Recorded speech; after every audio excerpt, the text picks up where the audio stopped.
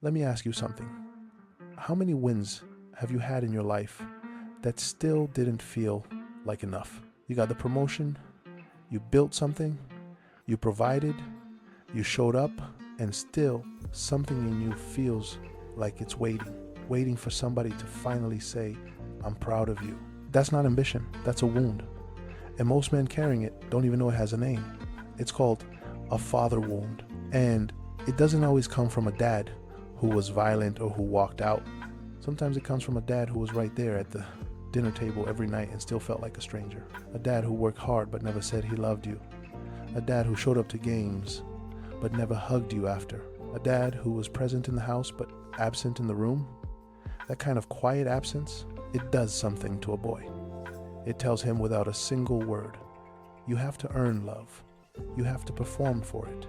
And even then, it might not come. And that boy grows up, gets a job, gets a life, but he never stops performing. Sound like anybody you know? Here's how you know this is you. You can't rest without feeling guilty, like you should always be doing more. Failure doesn't just disappoint you, it wrecks you. Like it confirms something you've always feared. You got a short fuse with authority, bosses, pastors, even God, and you're not totally sure why.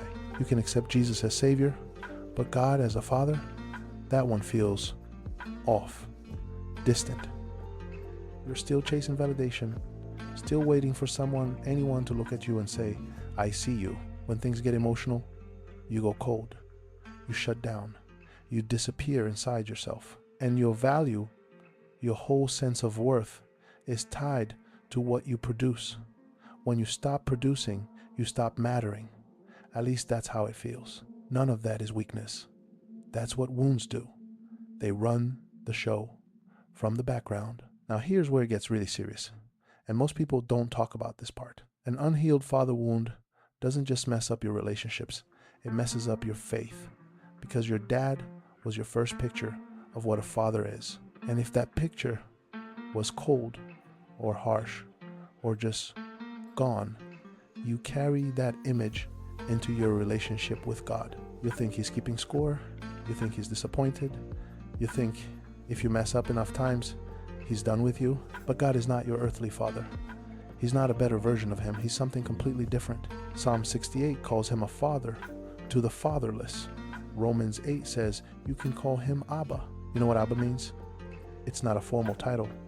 It's what a little kid calls his dad when he runs to him. It means daddy, safe, close, not going anywhere.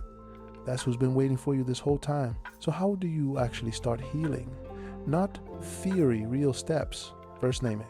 This one's harder than it sounds. Grab a pen and write down what you actually needed from your dad that you never got. Not what you think you should say, what you actually needed. Presence, affirmation, protection, just him choosing you. Write it down, because you can't heal something you're still pretending isn't there. Second, feel it. I know that's the last thing you want to do, but the numbing, the overworking, the checking out, the staying busy, it's not protecting you. It's just keeping the wound open. You got to sit in it, let it hurt. That's not weakness. That's actually the first brave thing. Third, forgive him. And before you close out of this video, just hear me out. Forgiveness isn't saying what he did was okay. It's not pretending it didn't hurt. It's just putting down the weight you've been carrying for years. Because that bitterness, it's not hurting him. It's eating you alive. Forgiveness is for you. Fourth, let God re-father you. This is the part that actually changes everything. Start speaking truth over yourself every single day. Not hype truth. I am chosen. I am seen. I am loved. Not because you earned it, because God said it. Ephesians 1, Psalm 139, Romans 8. Ask him, Father, what do you see when you look at me? And then be still enough to listen. Fifth, find your people. You were not built to carry this alone. Talk to a brother. Get into a men's group. See a counselor.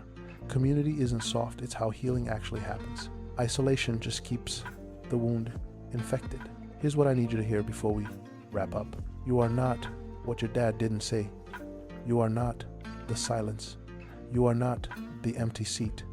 You are not the hug that never came. You are chosen. You are seen. You are loved. You are worthy. Not because you performed for it, not because you finally earned it, because God declared it over you before you did a single thing. Stop performing. Start healing. It's time. One more thing before you go. We built something called CM Companion. It's a faith-based guide, something you can actually talk to when the weight gets heavy, when it's late and the thoughts get loud and you're not quite ready to call somebody, but you need to hear truth. It's not meant to replace real community. It's for the in-between moments, the quiet ones, the hard ones. If today hit something in you, don't just let that feeling fade.